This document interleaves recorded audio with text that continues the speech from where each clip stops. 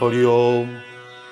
মহান চরিত্র গঠন আন্দোলনের সুমহান স্রষ্টা অখণ্ড মণ্ডলেশ্বর শ্রী শ্রী স্বামী স্বরূপানন্দ পরমহংসদেবের উপদেশ বাণী বা শ্রী শ্রী বাবামণির বাঙ্ময়ী মূর্তি অখণ্ড সংহিতা অষ্টাদশ খণ্ড হইতে পাঠ।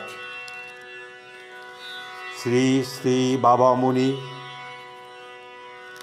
তার এক ভক্তকে উপদেশ প্রসঙ্গে বলিলেন, নিজেকে কখনো দুর্বল ভাবিও না, সর্বদা মনে রেখো তুমি পরম শক্তিধরের সন্তান। তোমার মধ্যে ভয়, আত্মাবজ্ঞা, নিজ ভবিষ্যতে অবিশ্বাস অশোভনীয়। যখনই নিজের যেই সদ্গুণের অভাব দেখবে, সঙ্গে সঙ্গে তাকে আয়ত্ত করার জন্য অনুশীলনে লেগে যাবে। কার্যত অভ্যাসে হাত দেবার আগে বারংবার সুকঠোর সংকল্প করে নেবে যে কাজে হাত দিলে তা সম্পূর্ণ না করে ফিরবে না।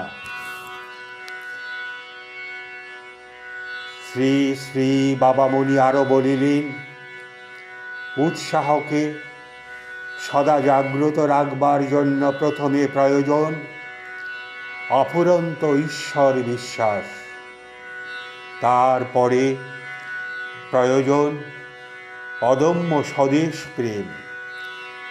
লক্ষ্য যদি তোমার মহৎ হয়ে থাকে, তাহলে ঈশ্বর বিশ্বাস তোমার কার্যের বাধক না হয়ে সহায়ক হবে।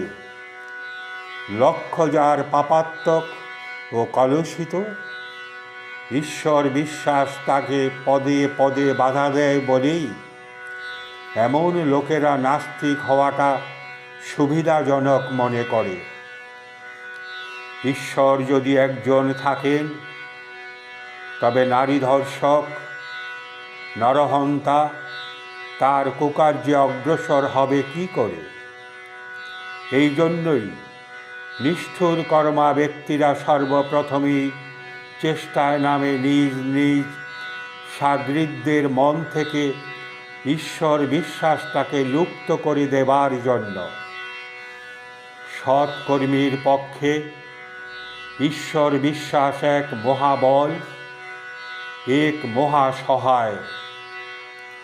ঈশ্বর বিশ্বাস তার তৃষ্ণার শীতল পানীয়, ঈশ্বর বিশ্বাস তার অন্ধকারের আলো, ঈশ্বর বিশ্বাস তার অভাবের দিনের সম্পদ, ঈশ্বর বিশ্বাস তার নিঃসঙ্গ একাকিত্ব ও পরম সাথী। ঈশ্বর বিশ্বাস যাদের নেই, তাদের সঙ্গ থেকে শতহস্তে দূরে অবস্থান করো। হরি ওম।